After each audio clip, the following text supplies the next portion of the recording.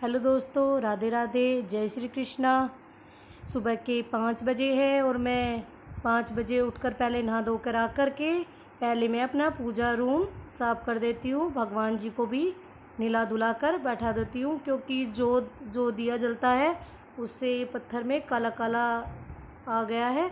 उसे मैं अच्छे से, ये जूना जो लोहे का होता है उससे मैं इसको साफ़ कर रही हूँ। इसे धो कर के फिर मैं अपने ठाकुर जी को नहलाऊँगी। अब मैंने दही ले रखी है और ये 2-3 चम्मच में इसमें अमचूर डालूँगी। किसी ने मुझे बताया कि इससे ठाकुर जी अच्छे से साफ़ हो जाते हैं, क्योंकि मैंने पिछले साल ठाकुर जी को तैयार कराया था, तो हमारे ठाकुर जी काले पड़ रहे हैं जगह जगह से। कुछ जगहें अच्छी साफ़ दिख रहे हैं और कुछ जगहों से काले पड़ रहे हैं।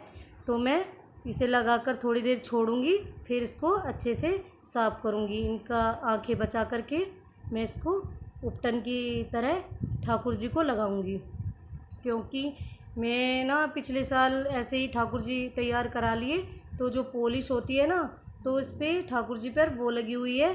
तो मुझे ना अपने नाखूनों से ही मैं उतार के देख रही थी, तो ऐसे कि जैसे परस सी उतरती है पिन्नी की तरह, वो उतर रही है हमारे ठाकुर जी के ऊपर से। तो जो मेरा टाइम मिला दिन में, वैसे तो मेरा फास्ट रहेगा, तो मैं शाम के टाइम अपने ठाकुर जी को तैयार करूँगी, इन्हें राधा रानी का लुक देने के लिए। क्योंकि मैंने जुगल सरकार लेके तो आ रखे हैं, लेकिन वे छोटे हैं हमारे थोड़े, तो मैं ठाकुर जी को ही आज तैयार करूँगी शाम के टाइम। देखती हूँ टाइम मिलेगा तो मैं अपनी अगली वीडियो में आप लोगों को दिखाऊंगी कि मैंने व्रत रखा, कैसे मैंने व्रत में भगवान की सेवा की और कैसे मैंने शाम होते होते अपने व्रत का पारायण किया। आप लोग भी देखिए हमारे ठाकुर जी कैसे चकाचक चमक गए हैं, क्योंकि मैंने अच्छे से इनको अपने धीरे धीरे अपने नाखूनों से, वो जो इनको ठाकुर जी को पॉलिश लगी हुई थी वो मैंने धीरे धीरे उतारी।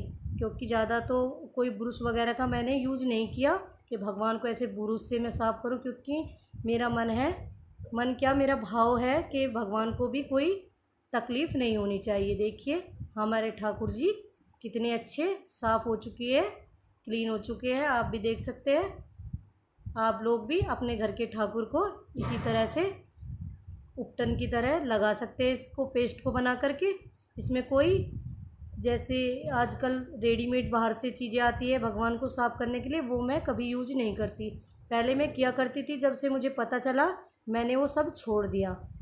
क्योंकि भगवान को बोला कि भगवान भी तो जब हमारे भाव हो जाते हैं पुत्र के समान, तो हमें ये सब चीज़ नहीं लगानी चाहिए, क्योंकि भगवान को भी दुख लगता है। अब देखिए मैंने अपने ठाकुर जी को पोशाक पहना रही हूँ। पोशाक पहनाकर मैं अपने मंदिर में अब कपड़ा बिछा के, जो मैं लेके आई हूँ रेड कलर का मैं लेके आई हूँ बिछाने के लिए, भगवान जी के मंदिर में मैंने बिछा दिया है, देखिए। और अब मैं अपने ठाकुर जी बैठा दिए तैयार। अब मैं इनका श्रृंगार कर देती हूँ, क्योंकि सुबह सुबह अब फूल वाला तो मिलेगा नहीं। अभी मेरे हस्बैंड उठ जाएंगे तो मार्केट में फूल वगैरह, और बच्चे उठ जाएंगे तो मैं बच्चों के साथ मिलकर बैलून लगाकर आज राधाष्टमी का उत्सव मनाऊंगी। क्योंकि जो जन्माष्टमी करता है उनको राधाष्टमी भी अवश्य करनी चाहिए, तभी हमें पूर्ण फल की प्राप्ति होती है। आप लोग भी जिसने भी जन्माष्टमी का व्रत रखा हो, वे सब भी राधाष्टमी का व्रत अवश्य रखें, क्योंकि हमें भी ठाकुर से मिलना है। जिसको भी वैकुंठ की चाह हो कि जन्म में हम आ गए हैं, आगे हमें पृथ्वी पे ना आना पड़े, तो उन लोगों को भी राधाष्टमी करनी चाहिए। इससे भगवान हमें गोलोक की प्राप्ति देते हैं, गौलोक मिलता है हमें आसानी से, क्योंकि हमें राधा रानी इस वर्ष से प्रसन्न हो जाती है हम पे। तो हम लोगों को राधाष्टमी का व्रत भी अवश्य करना चाहिए।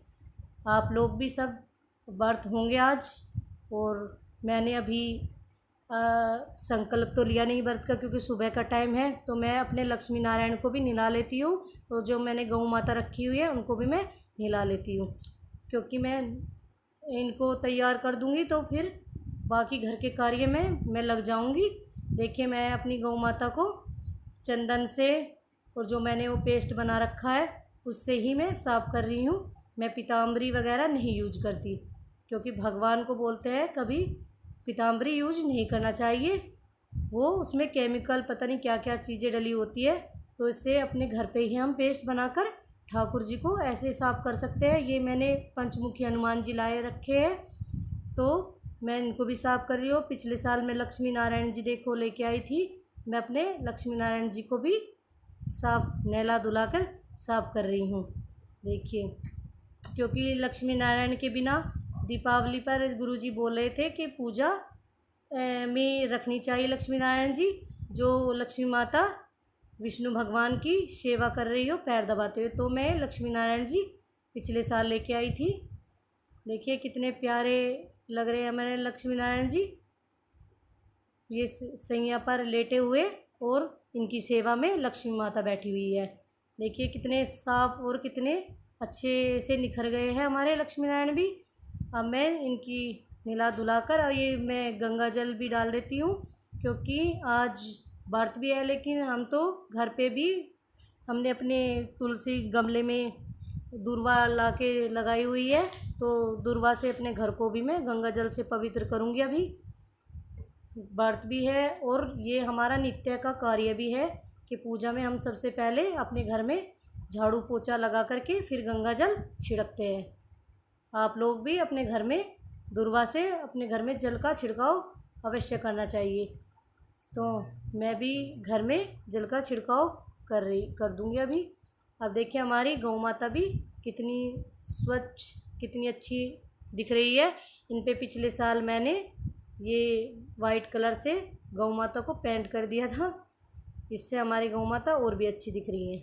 क्योंकि गौ माता वैसे भी वाइट या ब्लैक ही होती है, तो मैंने इनको वाइट कलर दिया था और ये वाइट कलर कर दिया था। अब ये और भी प्यारी लगती है। ठाकुर की सेवा में ऐसा माना जाता है, जो घर में अपने लड्डू गोपाल जी लाते हैं उनको घर में गौ माता और जुगल जोड़ी अवश्य लानी चाहिए। तो मैं जब करीबन 8-9 साल पहले लड्डू गोपाल जी लेके आई थी, तभी मैंने गौ माता और अपनी जुगल जोड़ी उसी टाइम पर लेके आई थी मैं वृंदावन से। और ठाकुर जी भी वृंदावन जाते रहते हैं। जाना तो मुझे अब की बार राधाष्टमी पे भी वृंदावन था, लेकिन टाइम इनका मेरे हस्बैंड का नहीं लगा, तो मैं नहीं जा पाई।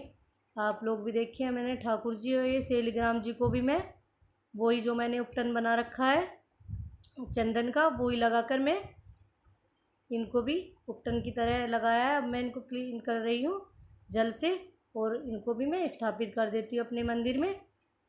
आप लोग भी बाहर से ना लाकर ऐसे ही उपटन बनाएं और अपने ठाकुर जी को नहला धुलाकर अच्छे से तैयार कर सकते हैं।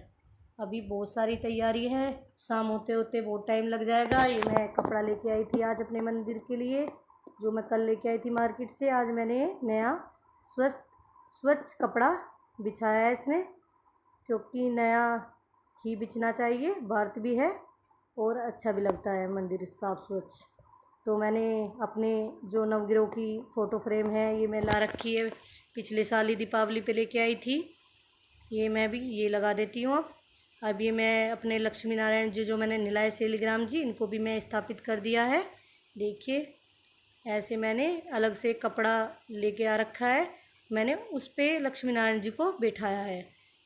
वो तो बिछा है पहले से, लेकिन मैंने एक छोटा कपड़ा अलग से लेके आई थी, वो मैंने लक्ष्मी नारायण जी के नीचे बिछाया हुआ है, ताकि इनको भी अलग से स्थान मिले। ये हमारे नारायण जी है, सत्यनारायण भगवान, इनकी फ़ोटो फ्रेम भी रखती हूँ मैं। और ये हमारे बड़े बेटे ने जब गुरु दीक्षा ली थी, तब इनको वहाँ प्रियकांजू मंदिर से गुरुजी ने ही दिया था ये फ़ोटो।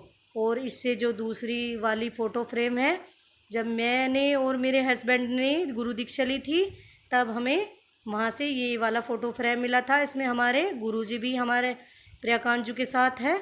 इसको भी मैं मंदिर में स्थापित कर देती हूँ। देखो हमारे प्रीतम भी कितने प्यार लग रहे हैं। ये हमारे बाके बिहारी जी है। मैं बाके बिहारी जी से बड़ा फ़ोटो फ्रेम लाना चाह रही थी, लेकिन मैं अपनी गाड़ी से नहीं गई थी, बस से गई थी, तो वो टूटने का डर था, तो मैंने छोटा ही फ़ोटो फ्रेम ले लिया। नहीं से मेरा LED वगैरह लगी रहती है, मुझे वो अच्छा लग रहा था वहाँ पे, तो मैं ले नहीं पाई उसको। कभी फिर दोबारा जाऊँगी तो मैं लेके आऊँगी उसको, ही मेरा मन है उसमें ही। बहुत प्यारा लगता है वो लाइटें अपने मंदिर के ऊपर मैं लगा सकती हूँ, क्योंकि हमारा बोर्ड भी पास में ही पड़ता है। ये हमारे शंख है जो मैंने द्वारिका से मंगाए हैं अपनी मम्मी से, क्योंकि हमको सुबह शंख ध्वनि अपने घर में अवश्य करनी चाहिए। इससे हमारे घर में नेगेटिव एनर्जी नहीं आती है। ये शिव शंकर भगवान है जो मैं अभी छुट्टियों में गई थी नीलकंठ महाराज, वहाँ से हमें प्रसाद में मिला है। ये वहाँ से लेके आई हूँ। ये भी मैंने अपने मंदिर में रखा हुआ है, शिव जी महाराज को स्थापित किया है, क्योंकि शिव शंकर भी अवश्य होने चाहिए मंदिर में। और जो मैंने शिवलिंग रखी हुई है वो मैंने अपने ऊपर गमले में रखी हुई है, वहाँ पर मैं जल अभिषेक करती हूँ। तो वे मंदिर में तो रख नहीं पाती, क्योंकि मंदिर हमारा इतना बड़ा नहीं है कि सारे भगवान अच्छे से यहीं पे ही आ जाए। तो मैं सेलिग्राम तो मैंने मंदिर में रखा है, पर मैंने शिवलिंग ऊपर गमले में रखा हुआ है। अब ये पंचमुखी हनुमान जी हमें सभी सनातनियों को अपने घर में अवश्य रखना चाहिए। उत्तर में पीठ होनी चाहिए और दक्षिण में उनका मुख होना चाहिए, क्योंकि ऐसा गुरुदेव हमारे बताते हैं। इससे हमें घर में दुर्घटना नहीं होती है। तो हम लोगों को इसको अपने मंदिर में स्थापित करना चाहिए। इससे अकाल मृत्यु भी नहीं होती है, क्योंकि हमारे पुराणों में ये सब लिखा हुआ है। तो ना उत्तर की तरफ पीठ और दक्षिण की तरफ मुख होना चाहिए। अभी हमारे सभी सनातनियों के घर में हनुमान जी तो विशेष तौर पे सभी के होता है, लेकिन हम लोग ये नहीं करते। जहाँ जगह मिलती है हम वहीं मूर्तियों की स्थापना कर देते हैं। आप लोग भी अपने मंदिर की जो हनुमान जी रखे हैं उनको इसी तरफ के मुँह करके रखवाइए, क्योंकि भगवान ना करे किसी के घर में कोई दुर्घटना हो या कुछ ऐसा वैसा हो। मैंने भी ये कथा में ही सुना था, आप लोगों को इसी वजह से ये बात मैंने शेयर कर दी। आप लोग भी अपने घर में इसी तरह से हनुमान जी को स्थापित करें। ये हमारे मैंने छोटा सा जो स्पीकर रखा हुआ है, सुबह शाम मैं इस पर भजन सुनती हूँ। आप लोग भी सभी को राधाष्टमी की हैप्पी शुभकामनाएं। राधे राधे।